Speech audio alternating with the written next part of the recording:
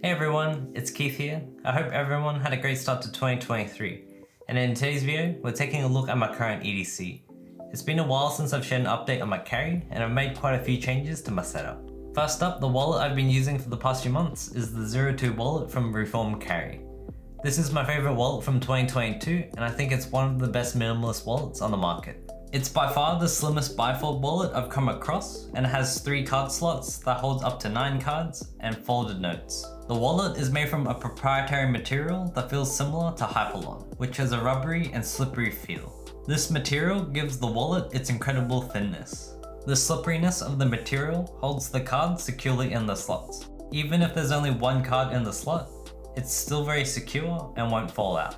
I like the minimal branding on this wallet, and it only has an embossed logo on the inside. The 02 wallet has a magnetic closure and a very satisfying sound when you close it. When I have loose receipts or notes, I throw them in my wallet and let the magnets hold them in place. It's not the most ideal solution, but it works surprisingly well in a pinch. For my setup, I usually carry 7 cards with no notes. Since the wallet is ultra slim, it doesn't take up much pocket space. The slippery material makes taking it in and out of the pocket quite easy. I've been using the 02 wallet for the past few months and I've really enjoyed using it. I highly recommend checking out this wallet if you're looking for something slim and sleek in the pockets. If you carry coins or an AirTag, I also recommend checking out the 01 wallet from Reform Carry. It pretty much has the same bifold design, but instead of 3 card slots, it has 2 card slots and a magnetic coin sleeve. For my flashlight, I previously carried the Olight Baton 3, which is my favorite compact EDC flashlight. However, for my current EDC setup, I've been carrying the PowerTac M5G2. The M5G2 is a tactical flashlight that runs on an 18650 battery and can be charged through its magnetic charging port. It has a maximum output of 2030 lumens and can run for 6.5 hours, which is pretty crazy. At its dimmest Firefly mode, it can output 0.51 lumens for 25 days. The M5G2 has a very narrow beam pattern and can reach up to 330 meters. During my time with the flashlight, I've been impressed with its battery life. I mostly used the light for a minute or 2 each day at the medium setting, and the battery lasts for a long time. The light has a rubber tail switch to turn it on and off, and a side switch to cycle the different modes. The tail switch is great in the pocket. I don't have to worry about it accidentally turning on and burning a hole in my pants. Surrounding the tail switch is a flat base, which is very useful when you need to place the light flat on a table to light up a small room. I think this light is just the perfect size for me. I have small hands and the light feels pretty comfortable. The knurling around the body isn't too aggressive and it feels pretty grippy. The M5G2 is much bigger than the Olight Baton 3, but I think the 2000 lumen output and comfortability are a good trade-off. I don't carry a pocket knife for legal reasons, and I'm happy to carry a slightly larger flashlight instead. I've been pretty impressed with the features and usability of the M5G2. However, there is one strange thing I noticed about this light. The logos on the body aren't aligned with the buttons or charging port. It's a minor issue that doesn't affect the usability of the light. If you don't mind the strange alignment of the logo and buttons, I think the M5G2 is a great flashlight for $70 US. The maximum output of 2000 lumens for 6.5 hours is pretty crazy and overkill for everyday use, but in some certain situations, it's very handy. Overall, I really like this flashlight, and if you know any good alternatives with a similar output and size to the M5G2, let me know in the comments. Moving to my key setup, and it hasn't changed since my previous video. I'm still using the Orbit key and the Alpaca hub clip combo. I've been using my Orbit key since 2019 and haven't had any issues with it. It keeps my keys organized and the leather still looks great. After so many years, I think the Orbit key is still one of the best key organizers on the market.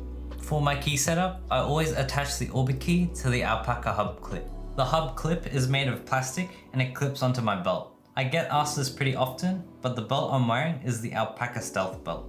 The hub clip has a Fidlock magnet for quick access. The magnet is very secure and can only be released with the pull tab. After using this setup for the past year, I can't live without it. I really enjoyed using the setup because it frees up my pocket space and I don't have to worry about my keys scratching my other gear. If you want to learn more about the Alpaca hub clip, you can check out the top info card for an in-depth review of the hub ecosystem. As for my phone, I'm still rocking the Samsung S10 Plus. It still does the job and I don't have any interesting to report. For my earbuds, I've upgraded to the Nero True from the first generation of the Jaybird True Vistas. The earbuds themselves are quite big and they're pretty comfortable for long listening sessions. I wear them for a couple hours a day when I'm working or shooting B-roll and haven't experienced any ear fatigue. The Nero True have a unique personalized sound feature that takes your hearing measurements and self-tunes an EQ. I found the personalized EQ to be quite good. My sound profile sounds great and the audio quality is much better than my old Jaybirds. However, in the Nero app, it doesn't have a separate equalizer to tweak the sound. So you're pretty much stuck with the option of the personalized EQ or the stock profile with no EQ at all. The personalized EQ is a bit of a trade-off, but I prefer the audio quality on the Nero True over my Jaybirds. I think part of the reason why these sound great is the active noise cancellation. It works very well in blocking out background noise, but I've noticed that it drains the battery life on these earbuds. The case is made from plastic and it gets scratched up pretty easily. I usually keep it in the same pocket as my flashlight and it doesn't hide the scratches very well. I prefer the matte and rubbery feel of the Jaybird's case much more. That material hides scratches much better and feels more premium. Overall, I've really enjoyed using the Nero True and they're such a nice upgrade over my old Jaybirds. Lately, I've been looking at the Sony WF-1000XM4s and if you've had any experience or thoughts on them, let me know in the comments. Moving to the most exciting part of my carry, let's talk about watches.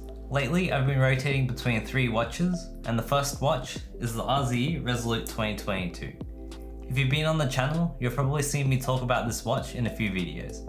And if you want to learn more about this watch, you can check out my full review in the top info card. This watch has been one of my most worn watches in 2022. It's a fantastic watch in terms of design, specs, and price. I love how it looks and I always grab this watch when I want to dress up because the other 2 watches are very casual. Speaking of the other 2 watches in my current rotation, they are the Casio A1000 and the Marathon Black Navigator.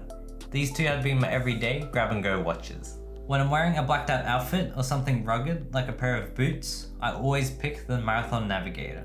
Marathon makes rugged mil-spec tool watches like the Search and Rescue line, but I think the Navigator is the most interesting and fun watch in their collection.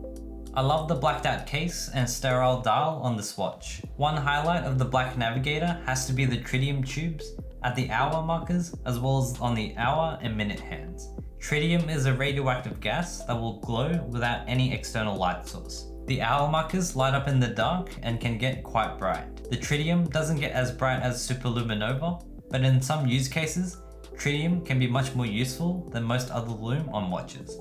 Inside, it's running on an ETA F06 quartz movement, which is very accurate and reliable. On the backside, there's an easy access battery hatch for quick battery swaps. The Black Navigator has a 41mm case with a lug-to-lug distance of 48mm, which sounds quite big on paper. However, the asymmetrical case makes it look visually smaller and wears slightly smaller on the wrist. The right side of the case protrudes out and protects the crown.